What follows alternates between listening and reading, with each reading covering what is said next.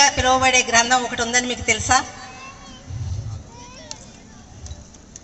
Second బైబిల్గా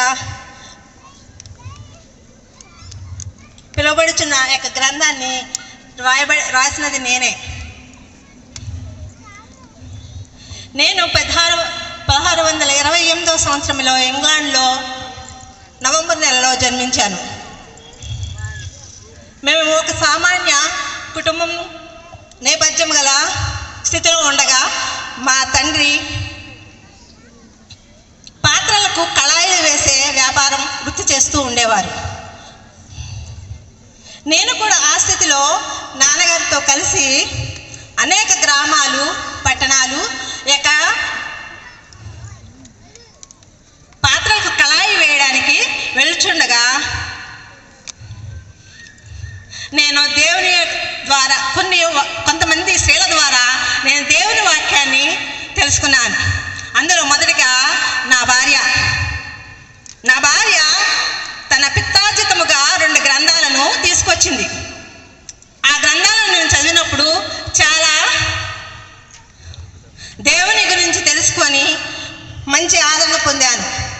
తర్వాత ఈ విధముగా ఊరు కళాయిలు వేయడానికి వెళ్ళినప్పుడు కొంతమంది దైవభక్తి గల స్త్రీలు మాట్లాడుకొనిచుండగా ఆ యొక్క సంభాషణ విని నేను దేవుని యొక్క ప్రేమను తెలుసుకున్నాను.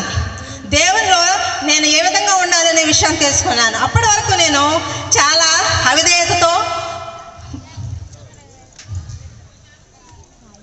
చాలా చెడ్డ పనులు చేస్తూ ఉండేవాడిని. దేవుని వాక్యాన్ని తెలుసుకున్న తర్వాత నేను సైన్యంలో ఒక సైనికుడిగా జాయిన్ అయ్యాను. అయితే ఆ సమయంలో నేను వెళ్ళవలసిన ప్రయాణంలో నా యొక్క స్నేహితుడు ప్రయాణించినప్పుడు ఆ యొక్క ప్రయాణంలో చనిపోయాడు. అయితే ఆ ప్రయాణం చేయవలసింది నేనే. కానీ దేవుడు నా ద్వారా గొప్ప కార్యాలు జరిగించాలని ఆయన యొక్క ప్రయత్నం ఉండగా నేను ఆ విధంగా ఆ యొక్క ప్రమాదం నుండి తప్పించుకున్నాను. దేవుడే నాకు సహాయం చేశాడని నమ్మాను.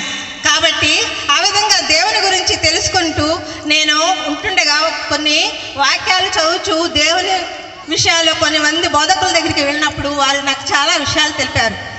ఆ బోధనతో నేను ఇన్స్పైర్ అయ్యి దేవుని యొక్క బోధన చేస్తూ అనేక ప్రదేశాలకు బోధకుడిగా వెళ్ళడం జరిగింది.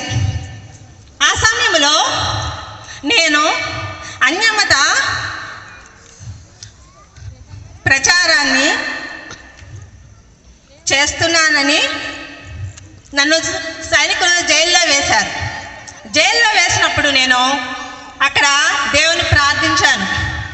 అక్కడే ఈ యొక్క గ్రంథాలను రాశాను.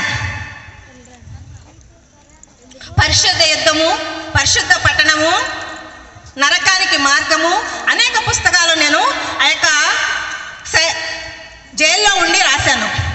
ఆ జైల్లో ఉండగానే ఈ యొక్క స్వప్నం ద్వారా ప్రేరేపింపబడి యాత్రికుని ప్రయాణము అనే యొక్క సెకండ్ బైబిల్ని నేను రాయడం జరిగింది. అది ప్రపంచంలోనే బైబిల్ తర్వాత బైబిల్గా పిలువబడుతున్న ఆ యొక్క పుస్తకము. నా పేరు జాన్ బెన్యన్. ఈ విధముగా నేను దేవుని యొక్క సేవ కొరకు సమర్పించుకొని ఆ జైలు నుండి తిరిగి నేను బయటకు వచ్చిన తర్వాత అనేక ప్రాంతాలకు దేవుని యొక్క సువార్తను ప్రకటిస్తూ ఉండగా ఒకరోజు ఆ ప్రయత్నంలోనే ఒక యవనస్తుడిని తన తండ్రితో సమాధాన పరచవలసి వచ్చినప్పుడు నేను చాలా దూర ప్రయాణము కుంభవృష్టి అయిన వర్షంలో ప్రయాణిస్తూ ఉండగా ఆ ప్రయాణంలో నేను చాలా దూరము ప్రయాణించడం వలన తీవ్ర అస్వస్థతకు గురై జబ్బుపడి 1688లో ప్రభు సన్నిధి చేరినాను. ఆ విధంగా దేవుడు నన్ను ఎంతగానో ఈ యొక్క సేవలో వాడుకున్నాడు. దేవుని యొక్క పుస్తకాలను రాయడానికి జాన్ బెన్యన్గా సెకండ్ బైబిల్గా ఉన్న యొక్క యాత్రికుడి ప్రయాణం అనే పుస్తకాన్ని రాయడానికి దేవుడు నాకు ఎంతో కృప చూపించాడు. మీరందరూ బైబిల్ చదువుతారు, కానీ సెకండ్ బైబిల్గా ఉంది అన్న యాత్రిక తెలుసుకోవాలి. కాబట్టి మీరందరూ ఆ పుస్తకాన్ని చదువుతారని ఆశిస్తూ మీకు నా వందనాలు చెబుతున్నాను. అందరికీ హ్యాపీ క్రిస్మస్.